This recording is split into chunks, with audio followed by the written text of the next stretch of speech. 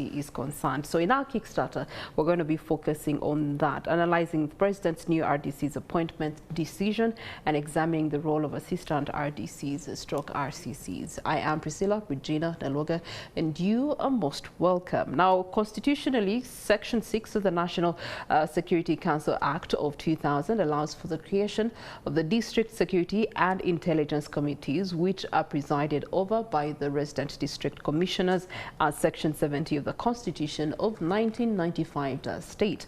The President has announced the new appointments of the RDC, RCCs, deputies, and the new tweak in it is assistants. However, of course, a heated debate has erupted since then in the Parliament following the appointment of over 300 assistant resident district commissioners, with opposition raising concerns about the selection criteria and then the rationale behind these new appointments, questioning their necessity and the potential duplication of roles, and also the country being bewildered by the President's decision a year almost to elections.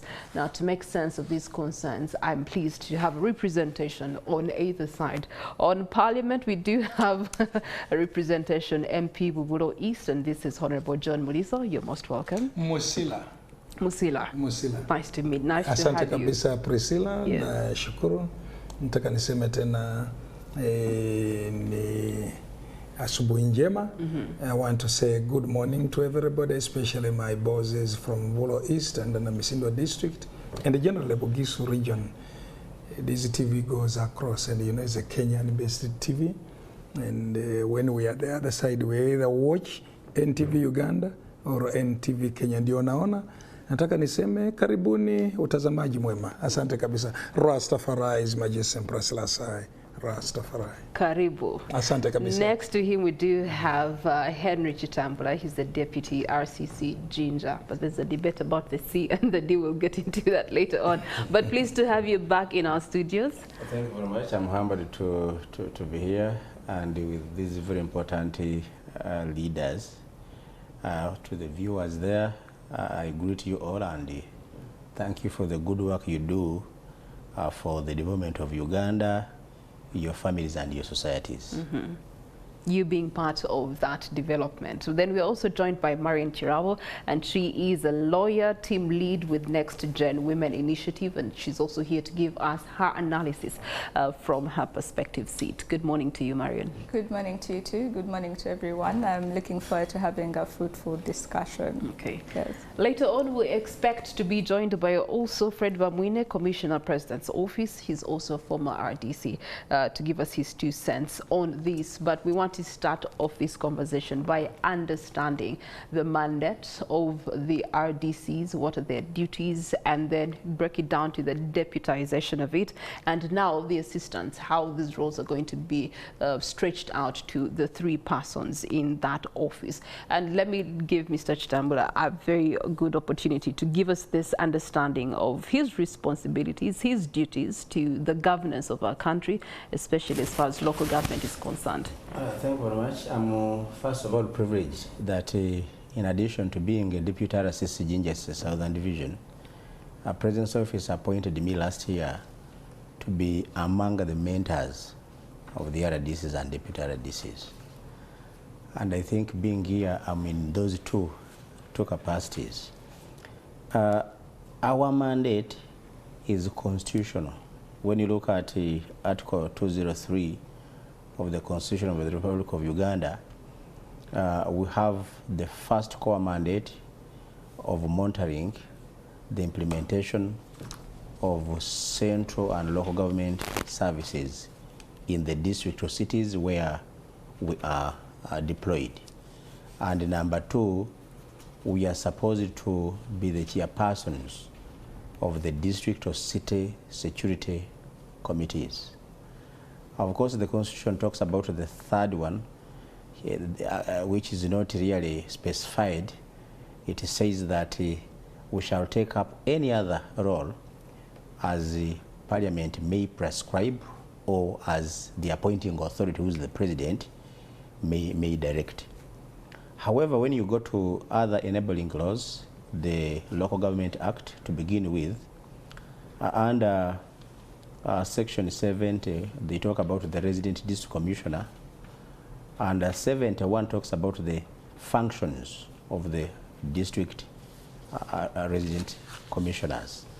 And one of the functions, which is that is 71 subsection 1, and in the A, to represent the president and the government in the district. So we are the representatives of the president and the government in the district. And the government here, we are looking at majorly central government. And then number 2, to coordinate the administration of government services in the district. And function number 3, advise the district chairperson on matters of national nature that may affect the district or its plans or programs, and particularly the relations between the district and the government. And then the other function is to monitor and inspect the activities of local governments, and where necessary, advise the chairperson. Then the other function, carry out such other functions as may be assigned by the president or prescribed by Parliament. So that is as far as the Local Government Act is concerned. I also want to draw you to the Kampala Capital State Authority Act, because it's also very important that people get to know. When you look at that act, the Kampala Capital State Council Act, the roles are almost similar to the ones of the Local Government Act. All of the other ones are specified fall under Kampala. Only that where there is advising the chairperson, it comes to advising the Lord Mayor. Okay. So that is the only difference there. I've been having I've been hearing very many people talking about the recent appointments, and they have been questioning, can't the RDC and the deputy in a district or a city, can't these two officers be enough to carry out all of these functions? Okay, which answer you're going to be giving us in a short while. Turning to the Honourable Member of Parliament, analysing the situation that we are in right now. Of course, we are increasing on our wage burden as a government, but before we look into the details of the impact of this decision, the instrument itself and the functions, as he has stated them themselves, how important are they or instrumental are they to the governance of our country, right down to local government? Yes. I wish the country to understand, and properly so, that those who have come up as assistant RDCs are Ugandans. The 300 are Ugandans, employed on taxpayers' money, but they are Ugandans. Just like anybody else, just like recently, I have 165 parishes in my district, and under the PDM we had to get the parish chiefs employed. I have 29 sub-counties in my district. We had to get extension officers, veterinary, agriculture, and what. All these are taking on young Ugandans coming into the employment circles, whether in civil manner or civil servants or public servants. But for RDCs, these are public servants, just like I am. Now, Article 203 establishes this, and he has just gone through. I will, however, concentrate on the function. The Constitution does not give wholesome the functions, but at least to monitor the implementation of central and the local government services in the district, and to act as the chairperson of the District Security Committee. And the third, the Constitution says to carry out such other functions as may be assigned by the President or prescribed by Parliament by law. This is where we come to assistant RDCs. carry out such other function. And the president has a right and the leeway, and it is maybe the legal, I'm not legal enough, but possibly she will tell me what this real, if it is interpreted, what it means, because the president can as well say, please, can you come and do this function? Is it only unique to Uganda? No. First of all, the origin of RDC is the South African apartheid regime, I think 1948 or 52, around there, and they used to call them state residents. Okay, so at times when we are discussing alone, I refer to them as state residents. I don't know how resident they are in their districts. So apart from, yeah, but in my district I'm more resident than you are. Actually, you are a foreigner. But we are saying government is resident in that district, and the government all over the world, whether America, you study all these systems, you will get that kind of thing, Priscilla. Let me just take Kenya as my neighbor, which I equally can compare very fast.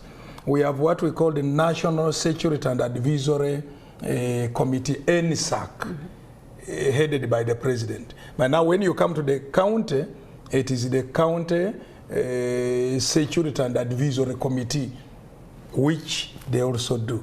The equivalent of a county to Uganda today is a district. The equivalent, yes, Kenya is much more wider, but that is it. Now in Kenya they go down to what they call a sub-county, which is almost like a county in Uganda. What we call a county in Uganda is a sub-county in Kenya. There is the feeling of that kind of thing. So government from Nairobi runs down to the sub-county, their sub-county. It is not the same arrangement as Uganda. So government must be felt all over. Now coming to the duties of RDC, RCC, I'm formerly LC5 chairman, and I know what I went through. Yes, there are those who are not schooled well, but the importance of government, being present there is very, very important. Okay. It's very important. Now, what are their duties? Yes, you can talk of the functions, but the duties in the district, massive. What staff has he in the office, apart from the secretary? Well, he's going to be giving us the details later on. Yeah, but this is my presentation. We have him being physical here, so he'll be giving us a live experience of why he needs an assistant. Exactly. But before we get into that, I wanted to prompt him to tell the public watching us that he has not even skeleton. Is it scanty? You use all English words you want, Priscilla, so that. To mean that he has minimal support. Very minimal, extremely very minimal. Okay. And so the presence of the assistant RDC is quite important. While it deals maybe with land matters and whatever, who is going to deal with the economic issues? You see, under PDM, under whatnot. Now, turning to Council Chirabo, with the translation of the Constitution, first and foremost, we have to acknowledge the fact that the President wouldn't have made this appointment if, again, it was not in compliance with the Constitution and the rule of law. So that being put to bed,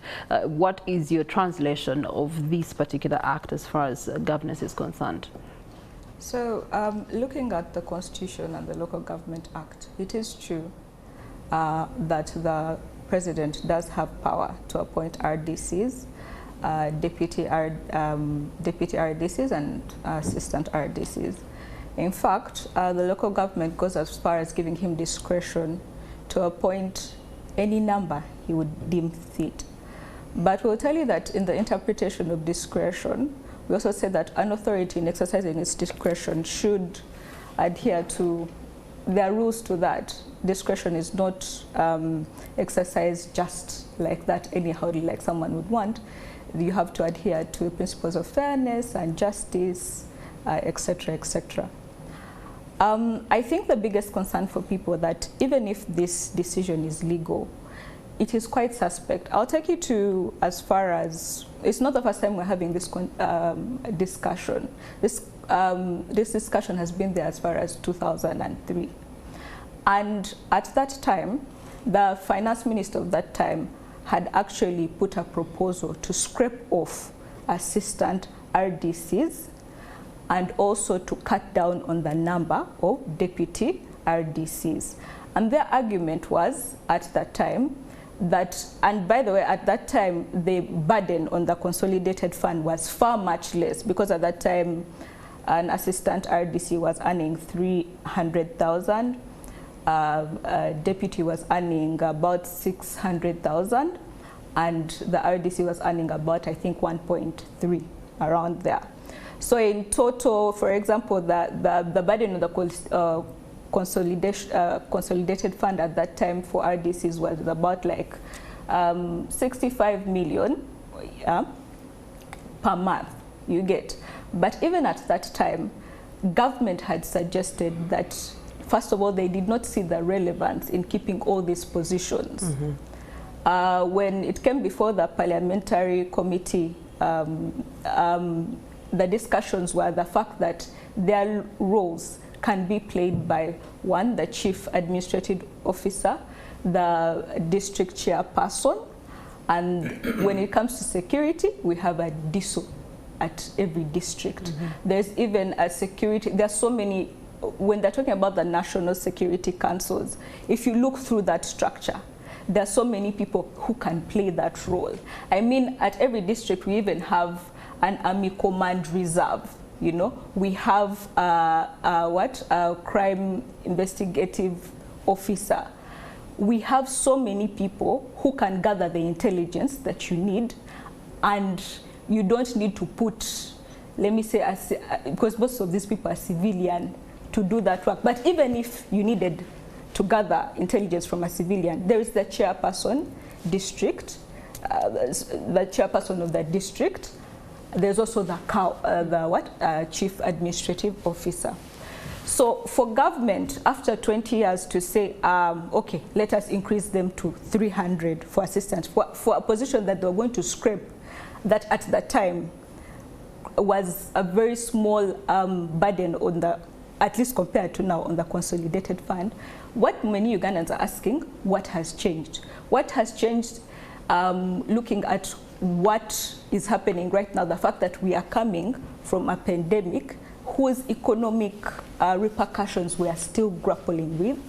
We have a high debt burden of about 96 trillion Ugandan shillings, but also this same government is suggesting that we now merge agencies in order to cut on the wage burden on the consolidated fund. This is against a backdrop also of URA wanting to collect more taxes from Ugandans because they feel that the taxes we are collecting are not good enough. No, but URA does not feel. No. URA does not operate on feelings. URA operates on a mandate to make sure that they support the fund that you're talking about. For the lack of a better word, just putting it into context. All right. So that is the issue here. No one is saying that they do not have the legal mandate to actually appoint these people. All right, so as far as legalities are concerned, the decision is in right order by the president, and the number of appointments he makes, again, deemed, he has the powers to determine those numbers. So if we were to scrutinize the decision itself, was it a good decision legally and by constitution? I believe the table does agree that it's a yes, from all of us. Yeah. It's a yes. Okay, that being put to bed, now analysis of the duties and the functions. We do have... but you know, for us here it's a yes. Yeah. But some people who are viewing can be misled. They may say, they may ask, which legal framework? No, we have given them. We have agreed, and it's by constitution. So in regards to your duties, Mr. Chitambula, you have a deputy, you have an assistant. How do you break down these roles and functions that you have? What is the breakdown that this one is specifically to the assistant, this one is customized to the deputy, and your overall responsibility? First of all, maybe from the submission of my sister here, that these roles can be done by either the chief administrative officer or the town clerk or the chairperson, also 5. I did not tell you about additional roles.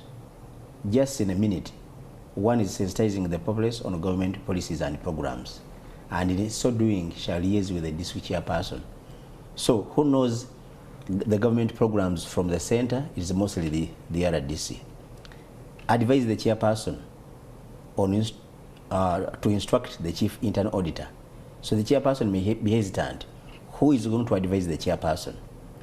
Investigation audits of local government council, draw the attention of the Inspector General of Government to a need to investigate any cases of mismanagement or abuse of office. Who does that? The chairperson may not do it. It is the RDC.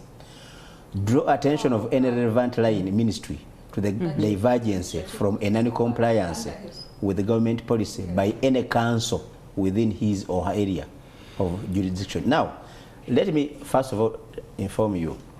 You know, when you are in the thing, you are in a better position to talk about it. The cow or the chief administrative officer in full, he's the implementer of these programs on behalf of government.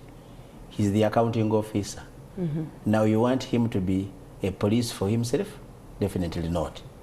So when you have the person from the center to monitor what the cow and the team, the technical team, are doing, to monitor what the council is doing, because there can be connivance, I think that person becomes very, very pivotal as far as management of finances and implementation of all the programs from the center and even within the local government at the district level or even the parish level. Okay. To your submission, Councillor Chirabo has a different view to it. What's your view? So when you're talking about connivance, I mean, your own, I recently remember when the Minister for the Presidency was talking about the fact that RDCs are conniving with the district chairpersons. No, this is in response to the duties and how they flow and merge with I think let her not as she will come in. Let her not.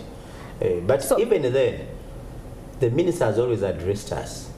And for the first time, our minister thanked the RDCs and the deputy RDCs for good performance. In fact, she did mention there's only 1% that has done something contrary to what an RDC or a deputy RDC is supposed to do. Okay. So we have that credit. All right.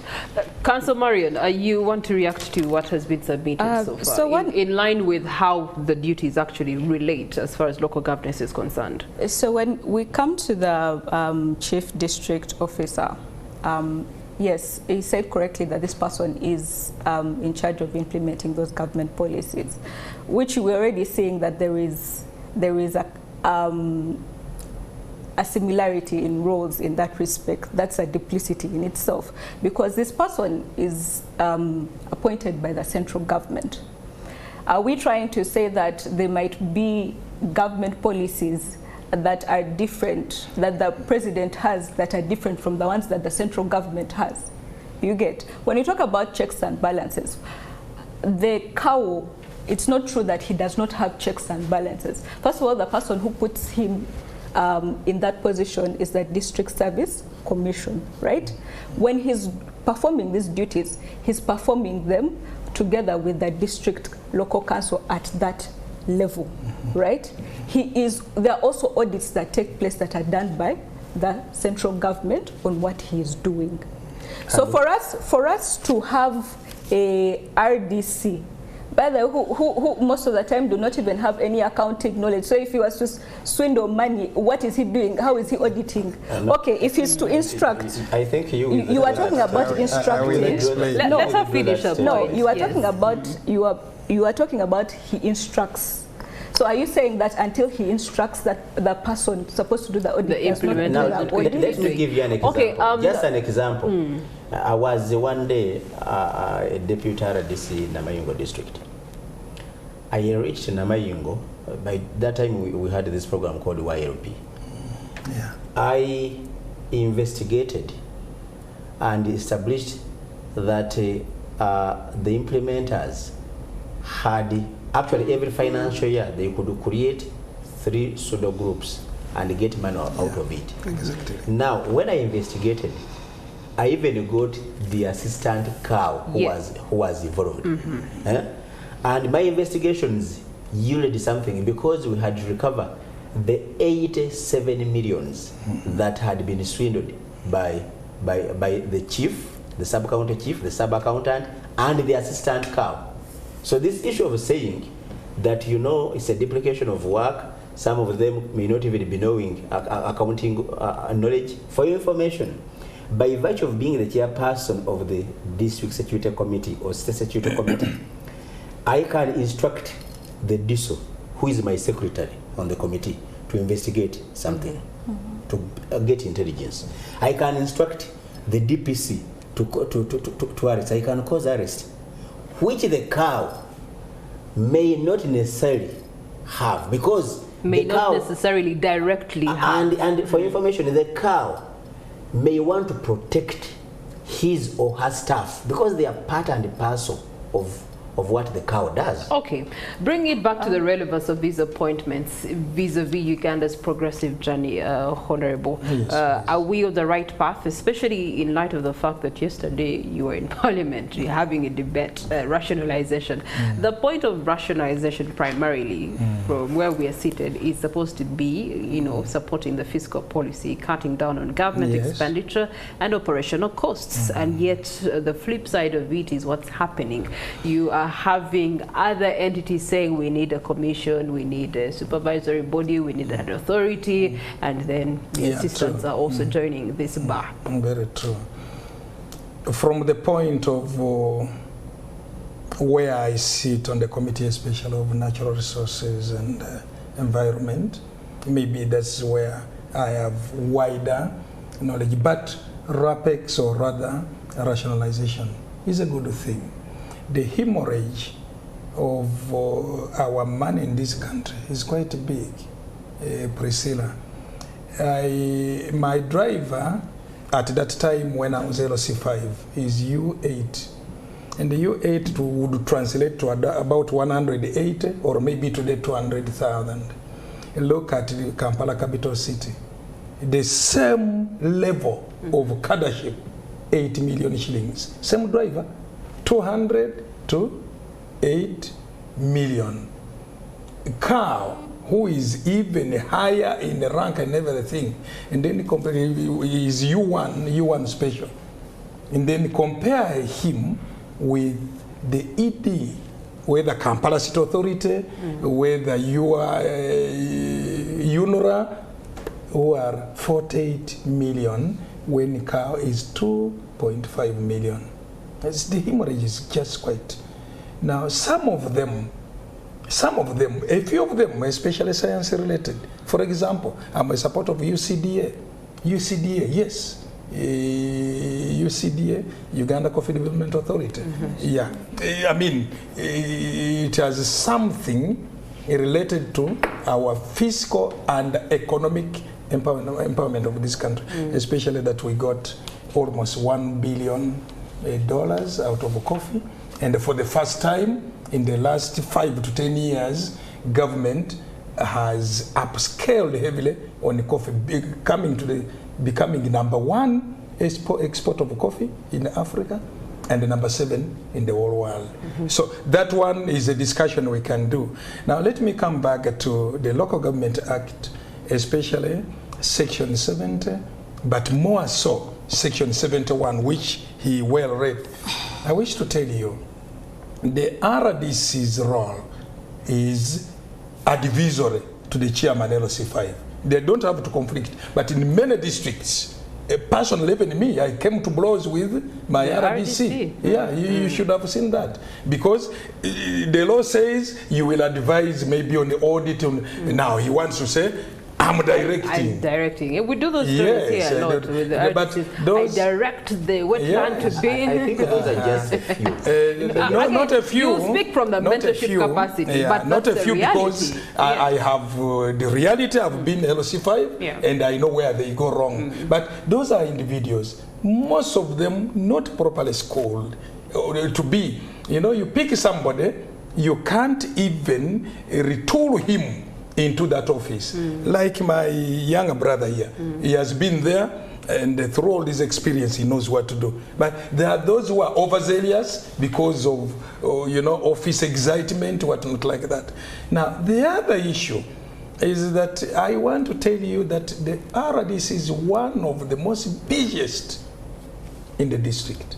But where you are talking about connivance, the cow, when is a technical person, when connivance comes, it goes down. Remember that all procurement, everything is under cow. So if they want to connive to get money, and I discovered this, we had to go with the RDC and they said, no, you see, there is a time, I want to give you experience, where the local governments, a few of them, about 2 or 3 of them, we would give money for them to buy animals for residents. What do? They come to Priscilla and then they say, do you have an animal? Yes, a cow. Fine.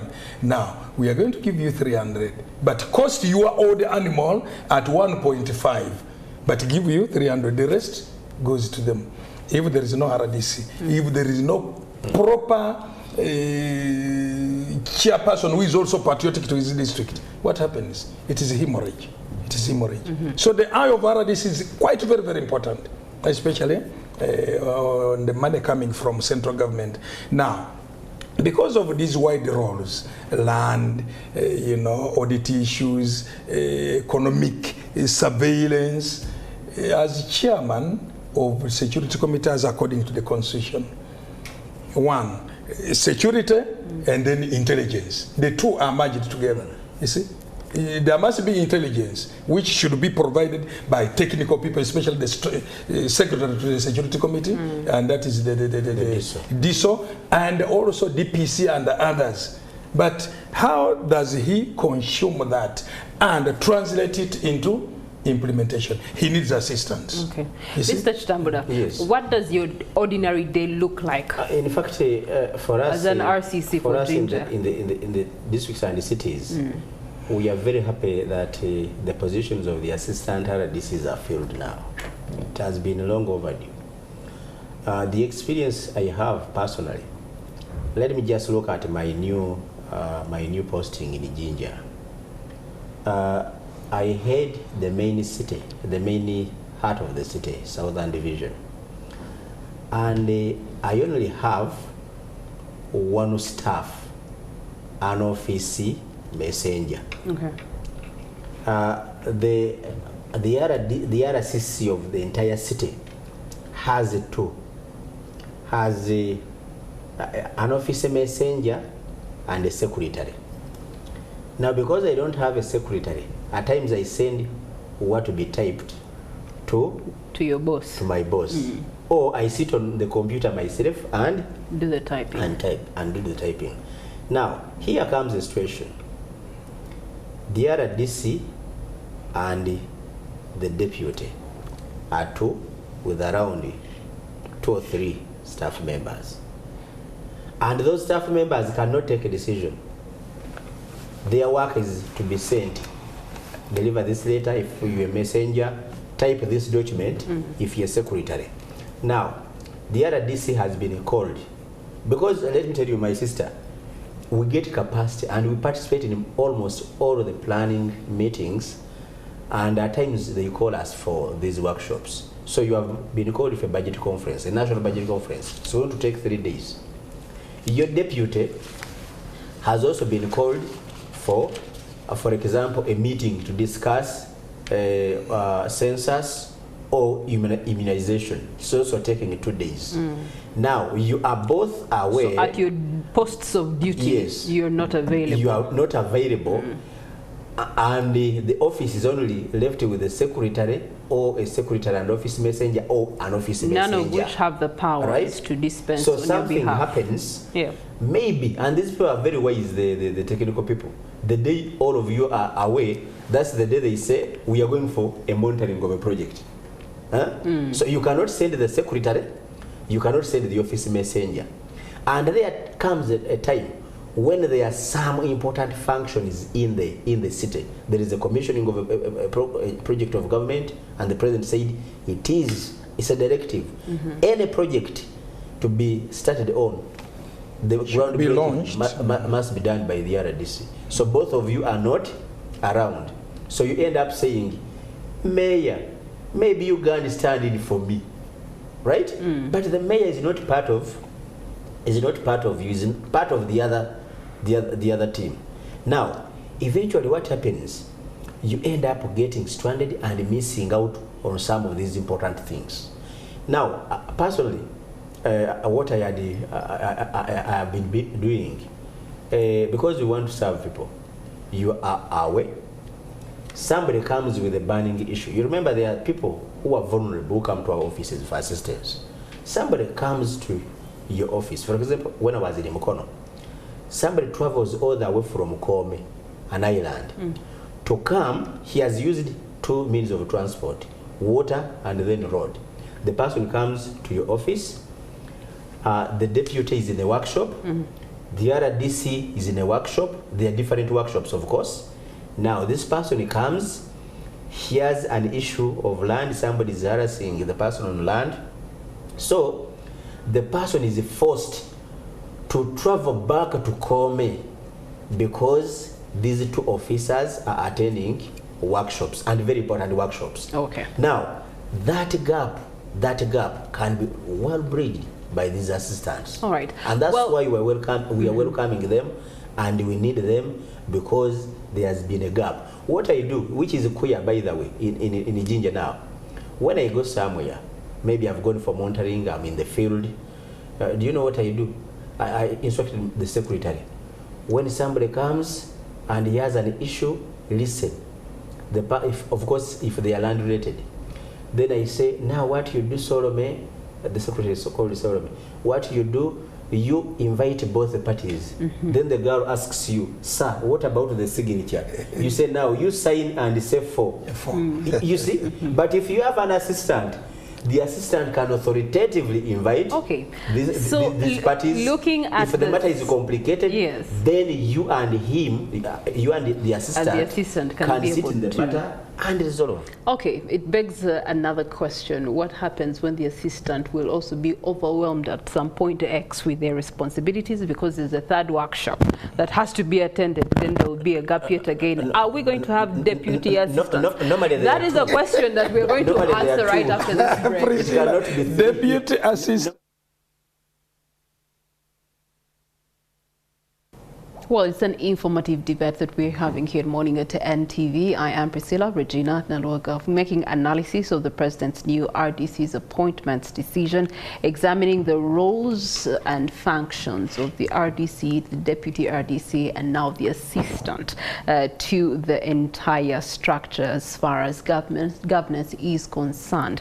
Of course, some things have come into light. The decision and what the President did is completely and truly constitutional, and the number of people that were appointed, again, also that is catered to as far as constitution is concerned. So the legalities are quite agreeable with my discussants on the table this morning. Of course, there's also the functions such as representing the President and the government, advisory roles, making sure that there's continued relations between district and government, and any other roles that can be seen fit for performance through the offices of the RDC, the deputy, and now the assistants. So we've had a good discussion, and thank you so much for being part of it on our social media platforms, on our YouTube streaming live, and of course those of you that are throwing in your comments there on the X, NTV Uganda, will be getting into them. You do have Honorable John Musira, who has made a good debate of this. Thank you so much. Henry Chitambula, Deputy RCC in Ginger, has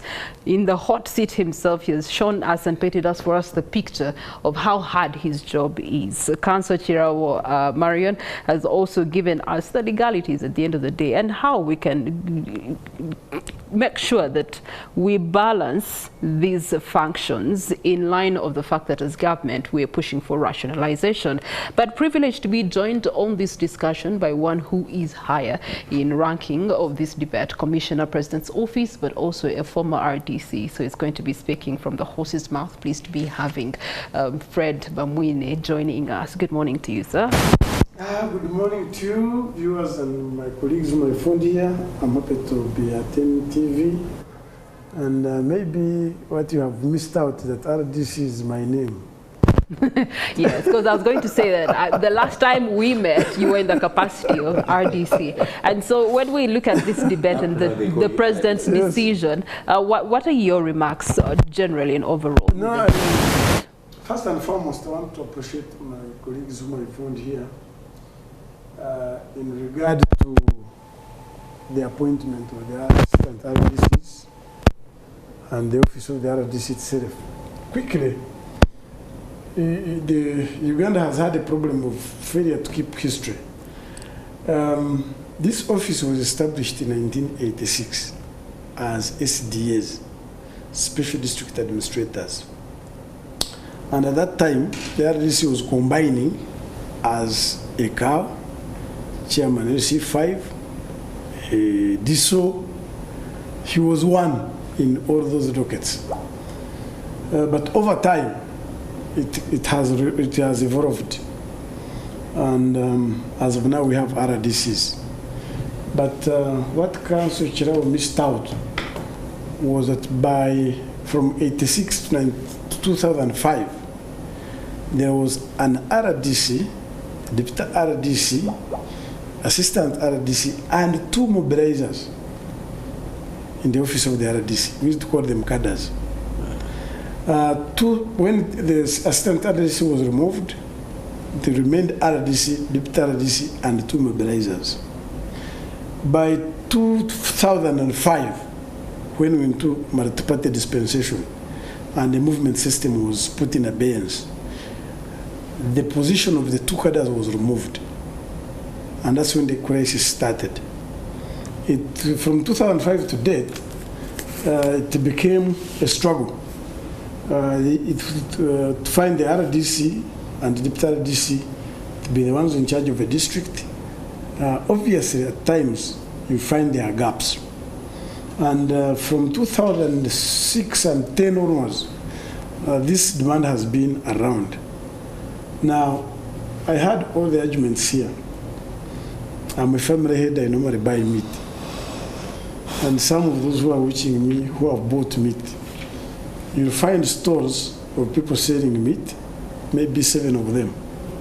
They all have meat. But at times you find clients aligning to one person. All these have meat, but the entire line of 10 people are waiting on one line. And you ask yourself, what is it? So if you want to know the real issue, if you manage to go to any district in Uganda, just make a sample.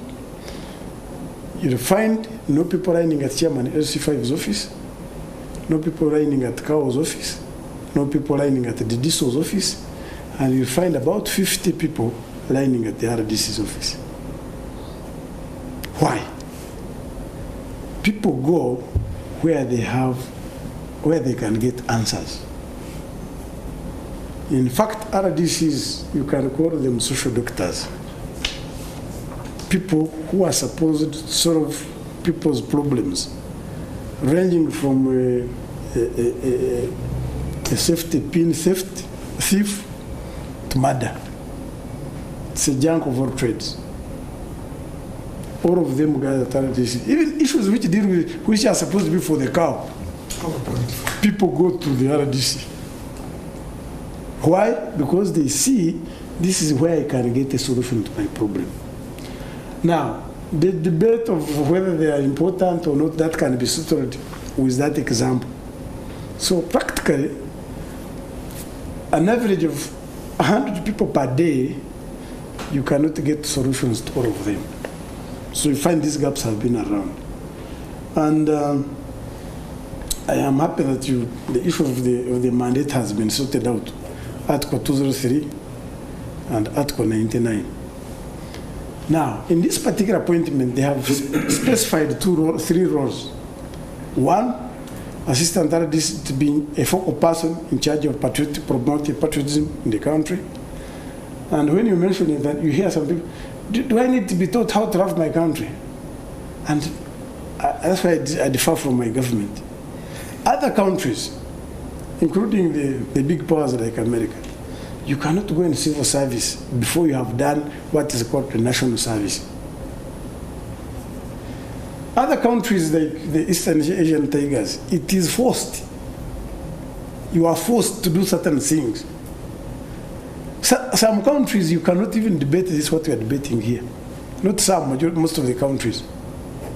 So I think the crisis we have, the people who made this constitution in 1995, there are things they did not envisage. For them, they looked at giving us this good document, which has freedoms, they did not know that people can use these freedoms and rights and paralyze the government. In Uganda, you moved 8 steps ahead, and because of debate, you go 4 steps behind. Okay. And start afresh. So as far as it is concerned now, Article 99 of the Constitution says the executive authority of Uganda is vested in the president. Now, in his wisdom, to be able to fulfill his mandate, which the population gave him in this manifesto, and also to be the CEO of Uganda, in his wisdom, he has realized that he needs 2 other people in the office of the RDC in a district, in the name of assistant RDCs. Now, it can be pointed to debate whether there is cost-benefit analysis or not. And you have seen schools. You have headmaster, deputy headmaster, then you have actually two deputies and other careers. The council seated next to you, yes. That is exactly her argument, that for how long are we going to be supporting one office when the same support can ideally be trickled down to the other offices. Now, you have given us a wonderful history that shows that primarily where this originates from, the office of the RDC had the roles of the administrative officer and the other officers all under one office. And as we speak over time, local governance has been able to then get those roles and make them independent, therefore reducing on the primary functions of the RDC with the initial intent. Where I would like to bring in Councillor Chirabo, because what we are seeing now is that, yes, the duties, the functions are there. We're not disputing that they're not there, and they should be done. However, in the event that they have to be supported by the others, the RDCs are not aloof. They're not, even the president is not working with himself. He's working with all of you that are on this table today. If you are not there to speak on behalf of him, where would we be? You get. So let me have Councillor Chirabo responding to that. So one, from his discussion, it's like this decision that the president has made is a vote of no confidence in the local government structure that we have. Because if your argument is that 50 people line up in front of the RDC, are not in front of their district chairpersons, are not in front of the COW, are not in front of their LC3 councillors, are not in front of their LC1 councillors, then that means that we should do away with the local government and go back to having the RDCs as it was before, right? Because if we're saying that the local government is no longer effective and people see no relevance in it, then why charge all this money on the consolidated fund when the local government is not functioning? That is one. But then secondly, you talked as to the history of the special district administrators. And when we read that history, and you said rightly so, that it was during the NRA war, no, right? The movement system. No, that is way before, actually. 86. Because, no, it's actually way before 86, because the first time this comes up was during the war. Yes. And it was really to consolidate the parts of the country that the NRA, NRA had actually conquered, liberated, for the lack of a better word, maybe for a more suitable word. And really, when you talk to the people during that time, the reason why they did it was so that to make sure that these particular parts of the country remain under their control. But also to solve the chaos that was taking place during, because it was a period of war, right? Unfortunately for us, in the president's wisdom, maybe, and whatever happened, we continue with this position, like you have rightly said. The position, even though some of the roles are taken away from it and given to other people. You get? Yes. And right before you came in, one of the issues that came up was the issue of security, right? But when you also look at this National Council, you look at the roles that used to be for this one person, now we have the DISO. No, the DISO was there. Okay, And he was there, around, but then he has been around. Mm. Okay, he has been around. Let us say he's there. DISO. Then we have the crimes investigative officer. Then we have policemen. It's a whole structure, right? But we have come from a history of where that this person is put there in a period of crisis, right? In a period of chaos. And you have talked about the fact that now, because the local government has now become irrelevant, and now there's a crisis. I'm asking. That's my point. You said it. You said crisis. I think we need to assist our sister. You said crisis. Yeah. I quote his word. The crisis started.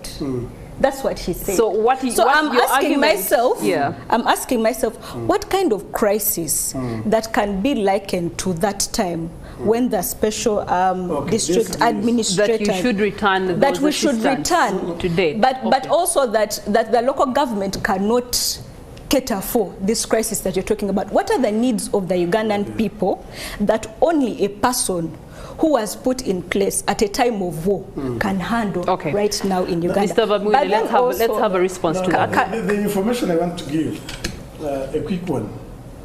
I'm happy she's a lawyer. We are running what is called a presidential system of governance. Every person wakes up that day to go and cast a vote. What is in the mind of the voter is that once I have elected this president and I have my issues, this president should be able to sort them out. That's the framers of the Constitution. But they also realized that the president cannot be in every district at the same time. And they said, since we have this system that we have voted for, where the president is not, there should be a president. That's why the RDC is a representative of the president and central government. 2, security in Uganda was not decentralized. It is the responsibility of central government. And the representative of central government at the district is the RDC, who happens to be the chairperson of the district security committee. Now, unfortunately, when we mention security, some people think it is the police, it is the army. Security is everything. It can be food security. It can be diseases. Everything. There's what we call socio-economic security. So this person, the RDC, call him the president. He's not the one doing it. He chairs the members and he speaks. He's the president. He's on behalf of central government. This is the direction. Chairs and coordinates. Now, she has brought something which I think also needs to be chewed. When I was referring to the people buying meat, I was trying to indicate that because we're not talking about things of the heaven, we're talking about things which are here. Once, do you know why mob justice in this country is increasing? Mob justice. Once people don't get help from police, from court, they say, okay, let us now solve our issues. So once somebody is looking, for instance, why has his child has been sent out from school in a UPE school and is not getting an answer from German LC5, okay, neither the cow, Honorable, you have to do. Lastly, this debate is very, very important and it's very healthy. Where forums have been around, you see people when they look at Uganda now, others think that has begun today. This is the 9th government. What happened to the 8th? How come that the 9th government has moved this far? There was one time people wanted a district. and I hope that is part of big public administration. Not so. Somebody picked out a fresh rat and ate it. If you don't give me a district... Kwapa district. Kwapa. 2, recently when there was discussion between Kony and the government, one of the reasons, the first point on the issue was, for us in actually people are not, we don't have key positions in the government. So we are trying to run a country which has come from Tatars to some sort of a semblance. So thank you so much, Mr. Bamwini. Are very helpful that we have reached this level. I would like to add on Mr. Bamwini's, he quoted Mr. Chitambula, yes, I have 5 minutes. So in your submission to him, I would like you to talk about mentorship. That's something that you earlier mentioned, because at the end of the day, where we're having these discrepancies between local government and relations with, you know, the rankings of the governors is coming down to the fact that some of these people have not been trained and skilled in the duties that they have been given. So let's talk about mentorship, because in 2 minutes. Okay, 2 minutes. Yeah. Half of it I'm going to add on the legal framework we mentioned. Let me quote. Article 72, section 72 of the Local Government Act talks about staff of office of the resident district commissioner. And subsection 1 says there shall be such number of deputy or assistant district resident commissioners in a district as the president may deem necessary. And the Cases Act, section 73, still talks about the same. So the mandate is not only in Article 99 of the Constitution. Now, I think, one, we thank the ministry for presidency, because this time around, there has been a lot of capacity building on the roles and the limits of the RDCs and deputy RDCs. And I'm rightly informed that the newly appointed assistant RDCs are going to Chankwans for the mentorship. They will be oriented on what their roles are. However, because they are listening and viewing, as one of the mentors, I would like to caution them. These positions are cadre positions. They don't attract a lot of money. They don't attract a lot of... Why do you say a lot? They don't attract money. They don't attract. So you have to serve the public. Avoid being arrogant. Avoid revengeism, because some of them are from the districts where they are going to serve. Don't revenge. Let me give Honorable Musira here his closing remarks. How this decision, what it communicates to Uganda's politics and economic development? I've been a silent listener, and thank you, Priscilla. One, for purposes of continuity, you got to know the history, where the RDC or the district administrator comes from, and later on rebrands to CGR, Central Government Representative, and from government or CGR comes to RDC. It has stayed. In Article 203, if you read the other constitutions before this one, you will see that he is supposed to be a former civil servant. You have seen that. A person with wide experience and senior civil servant. Senior civil servant, actually senior civil servant. Now, that alone also brings us to the constitution, and especially our objectives. What are the objectives of this country? The 29 objectives. Objective number 29A. A citizen of Uganda, the duties of a citizen, you should be patriotic and loyal to Uganda and to promote its well-being. Madam Priscilla, it should be induced. Don't think that anybody in this country will simply learn patriotism anyhow. No, that is not the case. But let me run through this very fast. The office of the presidency will give roles and job descriptions at an appropriate time. Two, we are employing Ugandans. Yes, there is not much there. There is not money actually. To me, there is no it's money. Very little money. Yeah, very little money. 45 million they are doing a patriotic job. That's little as money. As one of our duties of a citizen. Money. When in fact, the man of paying all of us is not an equivalent of it's not equivalent to that 9 billion that is going to can the you authority. protect me because I just have a few seconds? You're protected. So, honorable finishing. Yeah, yes. so the employment factor to some extent, yes, patriotically so, but they are being put in the limelight of the country. The other issue is, do you realize that most of them are young graduates? Yes. Most of them. Now, so we're pushing the country forward and its biggest population. Yes. It goes about issues of costs. If there's something very expensive, they call it democracy. Quite expensive. And if you want to see that democracy is expensive, then try dictatorship. So, and let me finish on that one. Very lastly, do you know that these are training grounds for these young people to become leaders in the future?